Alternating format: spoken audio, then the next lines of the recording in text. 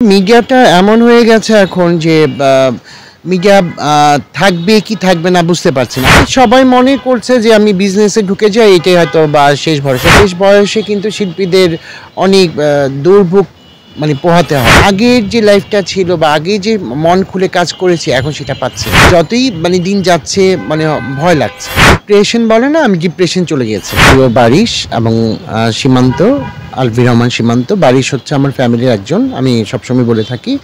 বারিশ আজকে একটা ক্যাফে দিয়েছে এবং সীমান্ত একটা রেস্টুরেন্ট দিয়েছে, সেটার নাম দিয়েছে সঙ্গম স্কয়ার। এটা হচ্ছে উত্তরাতে। এর জন্যই আসা গ্র্যান্ড ওপেনিংয়ে, যেহেতু আমি ওর ফ্যামিলির একজন, আমি সবসময় বলি যে আমরা একটা ফ্যামিলি। তা আজকে আমাকেও একটা ইনভাইট করেছে, সেই ইনভাইটের জন্য আজকে এখানে আসা। কারণটা আসলে মিডিয়াটা এমন হয়ে গেছে এখন যে মিডিয়া থাকবে কি থাকবে না বুঝতে পারছি না। আমাদের সিনেমা তো নাই বলতে গেলে, হয়তো বছরে দুটা ছবি একটা ছবি আসছে। তো সবাই মনে করছে যে আমি বিজনেসে ঢুকে যাই, এটাই হয়তো বা শেষ ভরসা। কারণ অনেকেই দেখেন শিল্পীদের কিন্তু শেষ বয়সে কিন্তু শিল্পীদের অনেক দুর্ভোগ পোহাতে হয়। সেই কারণে হয়তো বিজনেস ঢুকে যাচ্ছে, বিজনেস করছে, যে চিন্তা করছে হয়তো বা আমার মিডিয়াতে আমার হয়তো বা 2 বছর 4 বছর আমি থাকতে পারবো, এর চেয়ে বেশি আর থাকতে পারবো না। হয়তো তার জন্য এই বিজনেসগুলো করছে। এটা বলতে পারেন যে ওদের চিন্তাধারা থেকে হয়তো বিজনেসগুলোতে আসছে। অনেক অনেক চ্যালেঞ্জিং। একটা কাজ করতে গেলে এখন অনেক কিছু চিন্তা ভাবনা করে নামতে হয়। আগে খুব রিল্যাক্সভাবে কাজ করতাম। এখন এমনিতেও এখন একটু সময় খারাপ, একটু লুকোচুরি করে বলেন বা ভয়ে বলেন কাজগুলো করতে হয়, বুঝে শুনে কাজগুলো করতে হয়।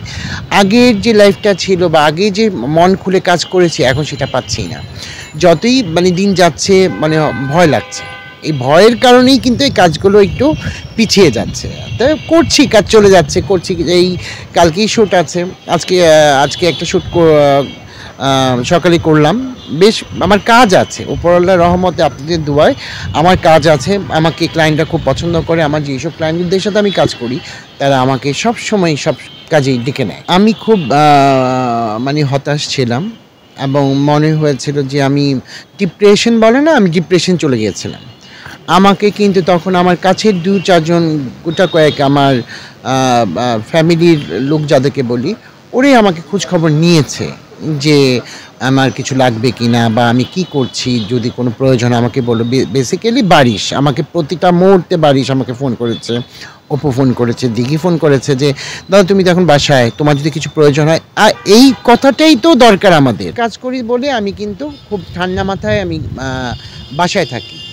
আমি ওই কাজ শেষ বাসা, আমি কিন্তু কোথাও আড্ডাবাজি করি না।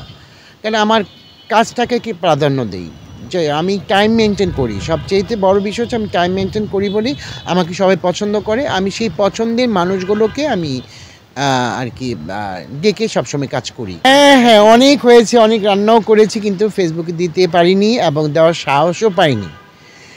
কারণ যে সিচুয়েশনটা ছিল, সেই সিচুয়েশনে কিন্তু আমি দেওয়া উচিত ছিল না বা হয়নি। যে দেখেন প্রত্যেকটা মানুষ, আমি যদি ভর্তাও করি, একটা আলু ভর্তাও মাখাই, কিন্তু সেটাও দিতে ইচ্ছা করে, যেহেতু আমি একজন রন্ধন শিল্পী, আমি একজন শিল্পী। তো সেই জায়গা থেকে আমি বেশ কিছু টুকটাক রান্না করেছি। লাস্ট একটা ভিডিও দিয়েছি, বেশ ভালো ভাইরাল হয়েছে। অনেক ভিডিও না দিতে পারি না। মানুষ বলবে হ্যাঁ আমাদেরকে দেখাও, আমাদেরকে খাওয়াও, বা আমাদেরকে দেখানোর জন্য ভিডিও করছো, আমরা কি খাই না, অনেক মন্তব্য করে। তা যেটা মন্তব্য করে, ভাই আমি রান্না করতে পছন্দ করি, আমি যখন যেটা মন থেকে আসে আমি সেটা রান্না করে ফেসবুকে দিয়ে দিই। এটি আমার ইচ্ছা বলেন বা আমার জানানো বলেন, আমি যে একটা আনন্দ পাই। মানুষ যদি দেখে আমাকে একটু বাহবা দেয়, অনেকে ভালো কমেন্টস করেন, তাদের জন্য অশেষ ধন্যবাদ। যারা খারাপ কমেন্টস করে তাদের আমি ডিলিট করে দিই, তাদের কমেন্টসগুলো আমি ডিলিট করে দিই। কারণ আমি চাই না ভাই, আমার কমেন্টস করারও দরকার নাই, বাজে কথা বলার দরকার নেই। তোমার ভালো না লাগবে তুমি দেখো না, তুমি বইলো না। আমি রান্না করতে পছন্দ করি, সেই অনুযায়ী আমি রান্না করি। আমার ছোটো ছেলে আয়ান, ও একটু রসিক, খাবার দিক দিয়ে আমি একটু রান্না করি। আমার 2টা ছেলেই খুব একটু ফাস্ট ফুড খেতে পছন্দ করে। আমি পারলে একটু ওদেরকে খাওয়াই, একটু বাসায় রান্না করি, নিজ হাতেই করি, যেহেতু আমি বাইরের খাবার খাই না। আমি কখনো শুটিংয়ে বলেন বা বাইরে কোনো খাবারই খাই না। সেই অনুযায়ী আমি বাসায় একটু রান্না করে আমি খাই বা আমার ফ্যামিলিকে নিয়ে খাই। অবশ্যই ফিডব্যাক দেয়। আমার ওয়াইফ খুব সাপোর্টিং না হলে এই পর্যন্ত আসতে পারতাম না। একটা ফ্যামিলি যদি সাপোর্টিংটা থাকে তাহলে অবশ্যই ভালো লাগে। আমার ওয়াইফ খুবই আমাকে সাপোর্টিং দেয় এবং খেয়ে বলে বা আমার কোনো ফ্রেন্ড সার্কেল আসলে আমি ডেকে নেই, এই আসো আমি রান্না করছি খাওয়াবো।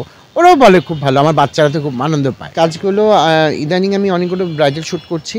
রিসেন্ট আবার কিছু জুয়েলারি শ্যুটও করলাম। আবারও এর মধ্যে আছে অনেকগুলো ব্রাইডাল শ্যুট আছে, জুয়েলারি শ্যুট আছে এবং আ টাইম টাইম লিমিট নামে একটা ব্র্যান্ড আছে আমাদের নারায়ণগঞ্জে। ওদের ঘড়ি, সানগ্লাস ফ্যাশনেবল খুব ব্র্যান্ডের।